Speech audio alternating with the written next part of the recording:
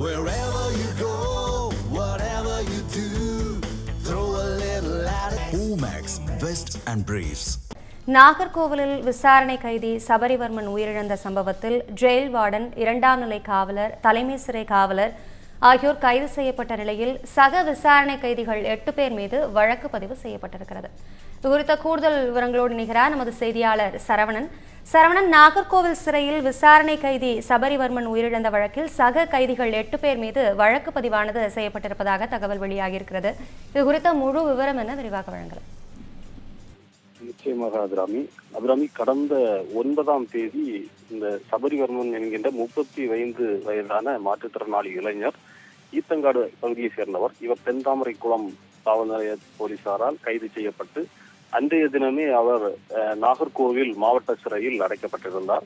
இந்நிலையில் நேற்று முன்தினம், அதாவது 13ஆம் தேதி அவர் உடல்நலம் பாதிக்கப்பட்டு இருப்பதாக முதலில் அவரது குடும்பத்தினருக்கு தகவல் தெரிவித்தாலும் அதன் பின்பு அவர் உயிரிழந்து விட்டதாக தகவல் தெரிவித்து இது ஒரு பரபரப்பை ஏற்படுத்திய சூழ்நிலையில் குடும்பத்தார் தொடர்ந்து இவர் அடித்து துன்புறுத்தி கொலை செய்யப்பட்டதாக குற்றச்சாட்டை முன்வைத்து வந்தார்கள்.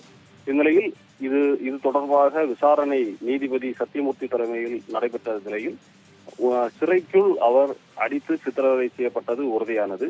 நேற்று அவரது பிரேத பரிசோதனையில் அவரது உடலில் 19 இடங்களில் காயம் ஏற்பட்டிருந்தது உறுதியானது. அதே போன்று அவரது கை உடைக்கப்பட்டும் காலில் முறிவு ஏற்பட்டிருந்ததும் தெரிய வந்தது.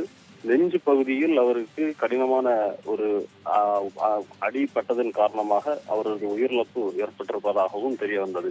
இது தொடர்பாக நேற்று இரவோடு இரவாக அதிரடியாக நாகர்கோவில் மாவட்ட சிறையினுடைய தலைமை வார்டன், அதே போன்று அங்குள்ள வார்டன்கள் 2 பேர் என 3 பேர், அதாவது ஒருவர் ஜெகன், அவர் தலைமை வார்டன், ஜெகன், சிவகுமார், அதே போன்று சுரேஷ் ஆகிய 3 பேர் அதிரடியாக கைது செய்யப்பட்டிருந்தார்கள். இந்நிலையில்தான் இது தொடர்பான விசாரணை நடைபெற்ற சூழலில் இவர்கள் சிறைக்குள் வைத்து கைதிகளுக்குள்ளாலும் அடி நடந்ததாக இவர்கள் கொண்டு வருகிறார்கள். தொடர்ந்து கைதிகள் 8 பேரது பெயரையும் தற்போது இந்த வழக்கு பதிவில் அவர்களது பெயரையும் இணைத்திருக்கிறதாக தற்போது தெரிய வந்திருக்கிறது. இவர்களுக்குள் என்ன நடந்தது, அதே போன்று இவரை சிறை வார்டன் பிடித்து அடிப்பதற்கான காரணம் என்ன, இது போன்ற விசாரணை மேலும் அதிகமாக நடைபெற்று வருகிறது. தொடர்ந்து சிறையில் உள்ள சிசிடிவி கேமராக்களையும் அதே போன்று அங்கு உள்ள பதிவான அனைத்து ஆதாரங்களையும் திரட்டக்கூடிய பணியில் போலீசாரும் அதே போன்று நீதிபதியும் ஈடுபட்டு வருகிறார்கள். இன்று 3வது நாளாக அவரது உடல் ஆசாரிப்பள்ளம் அரசு மருத்துவக் கல்லூரி மருத்துவமனையில் வைக்கப்பட்டுள்ள நிலையில் இன்று நேற்றைய தினமே பிரேத பரிசோதனை முடிவிட்டிருப்பதால் இன்று அவரது உடலை உறவினர்களிடம் ஒப்படைக்கக்கூடிய பணியிலும் போலீசார் ஈடுபட்டு வருகிறார்கள்.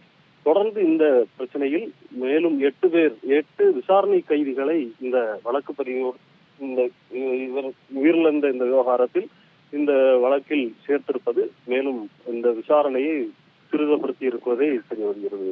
அபிராமி, தகவல்களுக்கு நன்றி சரவணன்.